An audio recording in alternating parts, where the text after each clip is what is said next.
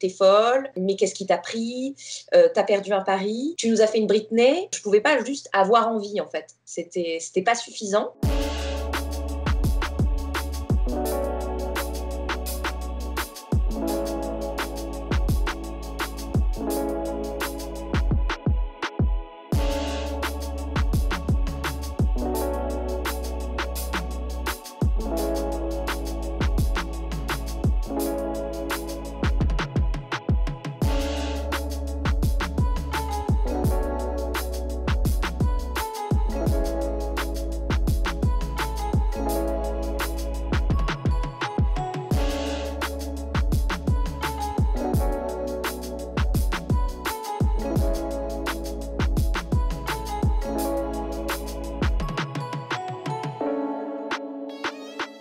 J'ai 34 ans et pendant 2 ans, j'ai porté le crâne rasé, donc entre 1 et 3 millimètres. Après plusieurs semaines, mois d'hésitation, parce que j'avais bien en tête que j'allais faire quelque chose qui allait peut-être déranger ou en tout cas qui allait bousculer certaines personnes.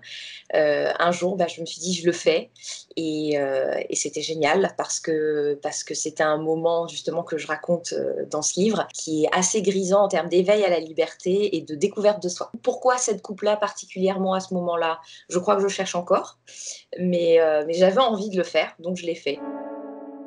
En fait, la première réaction, c'est le choc et vraiment la surprise.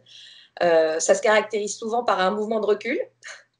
Il y a tout, dans le regard, il y a tout, et souvent dans le visage, parce que ça s'accompagne, et c'est les traits qui se crispent, la bouche qui s'arrondit, les yeux qui s'écarquillent. Et ensuite, la première question qui vient justement, mais qu'est-ce que tu as fait? Mais pourquoi? Et en fonction des personnes, c'est t'es folle, mais qu'est-ce qui t'a pris? T'as perdu un pari, tu nous as fait une Britney. Je pouvais pas juste avoir envie en fait. C'était pas suffisant. Quand je croisais des inconnus, forcément, quand je sors, c'est des inconnus dans la rue. Il y avait vraiment une façon de dévisager, vraiment des pieds à la tête, quand ils me voyaient en fait. Je me suis dit que si aujourd'hui la société réagit comme ça, c'est parce qu'il y a un historique, un contexte, et que j'avais envie de comprendre ça. Donc j'ai fait mes recherches et j'ai puisé moi-même dans mes propres souvenirs pour comprendre comment ça se fait que si moi je me rase le crâne, alors en tant que femme, ça peut choquer. Alors évidemment, il y a plein de choses qui nous viennent, notamment les femmes qu'on soumet et qu'on veut humilier publiquement, donc notamment Simone Touzeau, la tondue de Chartres, parce qu'elle a collaboré avec l'ennemi, on l'a rasée et on l'a forcée à se montrer nue dans la rue. On pense évidemment aux personnes qui sont malades et qui, elles, n'ont pas choisi de subir ça. Depuis toujours, les cheveux des femmes sont élevés en majesté, en fait.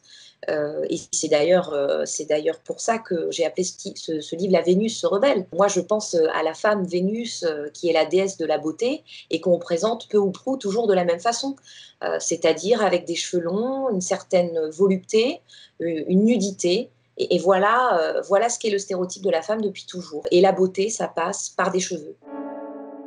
De toute façon, tout changement, pour chaque personne, on met du temps à l'appréhender. Je ne me suis pas trouvée belle instantanément quand je me suis vue. Il a fallu que je réapprenne à voir mon visage autrement. Moi, j'ai des complexes comme tout le monde. Je trouve que j'ai un gros nez. Mon gros nez, je le voyais différemment le jour où j'ai plus de cheveux. J'ai toujours trouvé que j'avais des mâchoires un peu trop grosses. Le jour où j'ai vu mon visage sans cheveux, j'ai pu appréhender mon visage différemment. Et ça m'a pris du temps. Life. Life. Life. Life. Life. Life. Life.